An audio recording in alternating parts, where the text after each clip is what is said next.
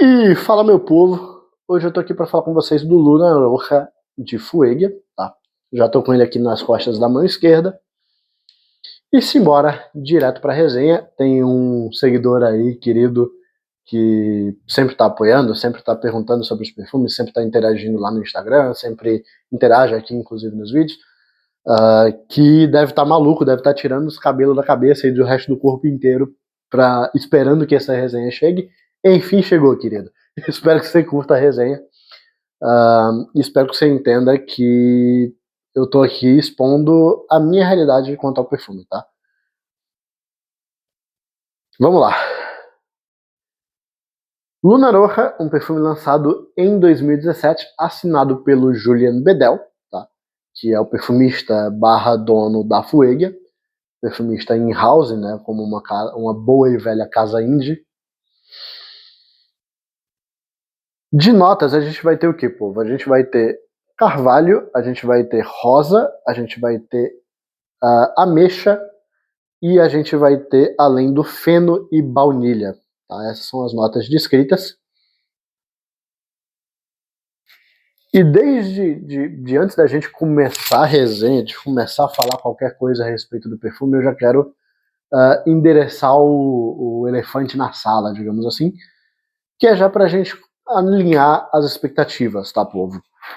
Esse perfume da Fuegia, o Luna Roja, ele não é um perfume necessariamente difícil, mas ele é um perfume que tem algo muito específico que é muito importante de ser dito e muito importante que você entenda antes de você comprar o perfume, e que muitos outros resenhistas vão te falar diferente do que eu vou falar aqui, talvez por, não sei, querer vender o perfume, ou por ter tido experiências diferentes, ou por ter uma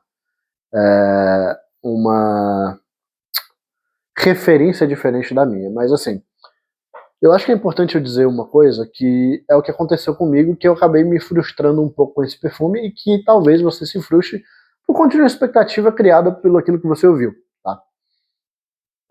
Que é o seguinte, muita gente fala desse perfume como se fosse um hiperrealismo de um vinho tinto, né, de um vinho tinto envelhecido em barril de carvalho.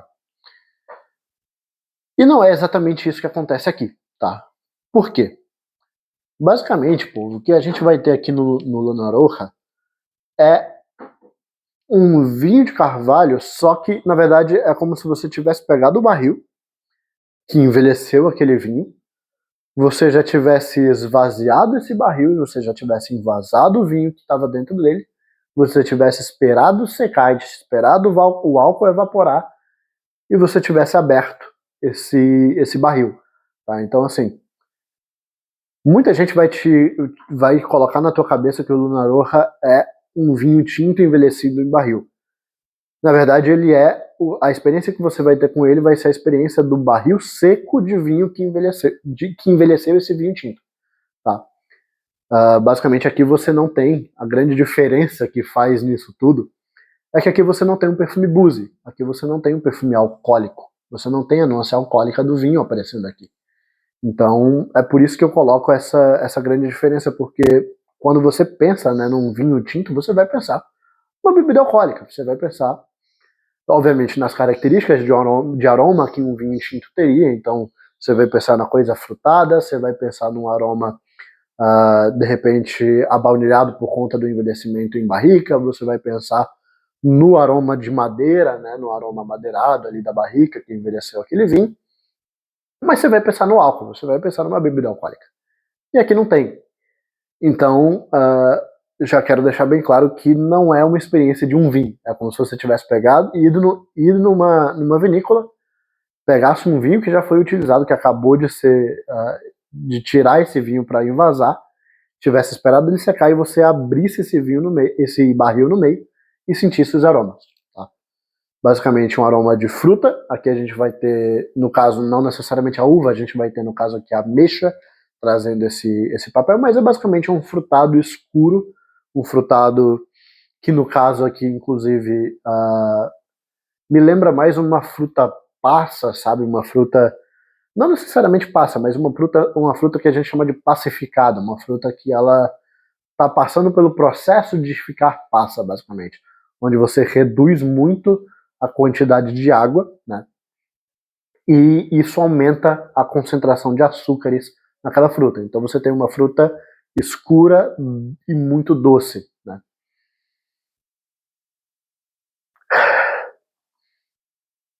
É basicamente isso que eu tenho do aroma frutado aqui.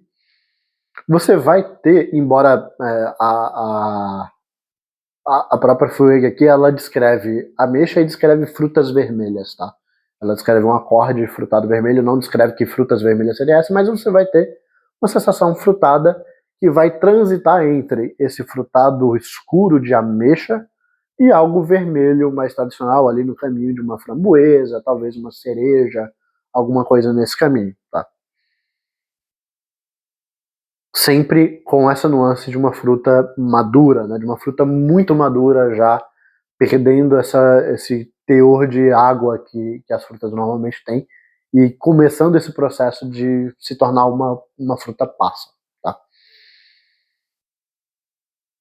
E aí com o tempo que essa fruta começa a descer um pouco, você começa a perceber a madeira subindo, né? A madeira que já estava presente ali, que vai dar essa nuance, né, da barrica que envelheceu a bebida alcoólica, que envelheceu o vinho no caso aqui. Você vai começar a perceber essas nuances amadeiradas subindo do fundo da fragrância, principalmente aqui, obviamente, o carvalho, tá? Não duvido que eles tenham utilizado outras madeiras aqui, tá? Mas realmente o foco está no carvalho aqui, que é um amadeirado seco, tá? Eu percebo bastante uma característica de madeira seca, uma madeira quase que meio polvorosa. Me lembra muito, inclusive, cedro, tá? Eu nunca tive muito contato com carvalho, necessariamente. Eu tenho mais contato, inclusive, até por conta da perfumaria, que é uma madeira mais comum no universo da perfumaria. Eu tenho mais contato com o cedro, né? E aqui me lembra bastante essa característica do cedro, de madeira seca, né? Dessa coisa meio de serragem. Aqui eu diria até que, pelo menos no meu olfato, uma coisa até mais polvorosa do que necessariamente o cedro, tá?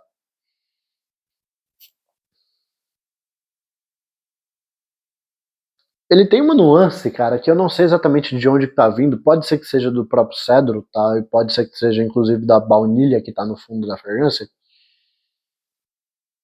Que é uma característica sedosa, é uma característica quase que me lembra uma coisa meio camurça.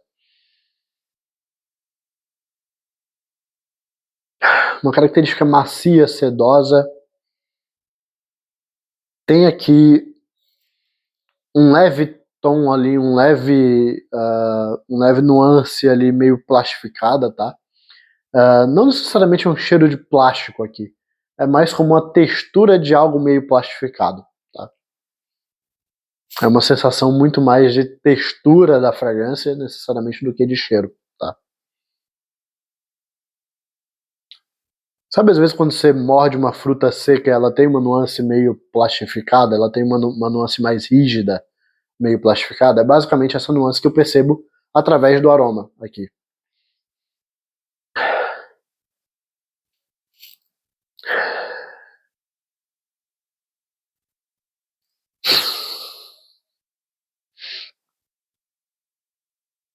Consigo perceber aqui algo levemente até. Eu não sei de onde que tá vindo isso, pode ser que seja. Muito provavelmente é de alguma nota não descrita, tá? A grande maioria dessas casas, principalmente a Fuega, que é uma casa que tende a colocar pouquíssimas coisas, né? Tende a descrever pouquíssimas coisas nas suas pirâmides olfativas, né? Tende a divulgar pouquíssimas coisas ali. Existe uma nuance aqui que tá dando um leve lado meio metalizado, tá?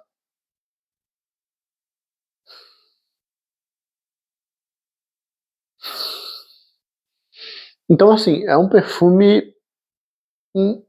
Ele consegue ser rico no sentido de trazer os aromas que um vinho te traria, né?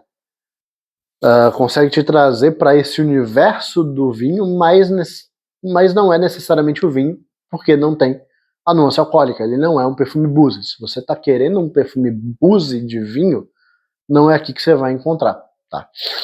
Muito provavelmente ali eu acho que o próprio Borrobuco, né, que eu já trouxe para vocês, que é o Red Wine Brown Sugar, ele traz muito mais uma nuance de vinho alcoólico, né, de um vinho boozy, do que esse perfume, tá? Eu acho que se você procura um vinho, se você procura um cheiro de vinho boozy, o Borrobuco pode até ser mais interessante do que o Luna Roja. Para mim, aqui é 000 boozy, não sinto nada alcoólico nesse perfume. É realmente esse cheiro frutado, seco, escuro, vermelho, com madeiras e uma base sedosa e abaunilhada, tá? O perfume, de acordo com que ele vai crescendo, de acordo com que ele vai evoluindo, ele vai se tornando cada vez mais abaunilhado, que inclusive é uma característica, se você entende minimamente de vinho, se você pesquisa a respeito do universo dos vinhos, você sabe que essa característica de baunilha, né, é uma característica extremamente comum e presente nos vinhos envelhecidos em barrica. Né? O envelhecimento em madeira gera esse aroma baunilhado no vinho. Então faz muito sentido que eles tenham utilizado a baunilha aqui para trazer essas características. Né? Falando em relação à dificuldade, né? Falando em relação aos desafios do perfume, cara, não acho que ele seja um perfume desafiador em relação às características de aroma, tá? Mas eu acho que ele se torna desafiador a partir do momento que você conhece ele com a intenção errada, você conhece ele com a expectativa errada. Ele vai te entregar outra coisa completamente diferente daquilo que você está esperando e você vai estranhar, você vai achar ele esquisito e você não vai querer usá-lo, tá? Então é importante que você desde o início saiba o que você está comprando e é para isso que serve esse tipo de conteúdo aqui, para que você entenda o que o perfume vai te apresentar antes que você se arrisque de comprar um perfume no blind ali, se arrisque de comprar um perfume sem entender o que o perfume vai trazer, só vendo alguma coisa ali na internet, vendo o que uma pessoa ou outra falou. Tá?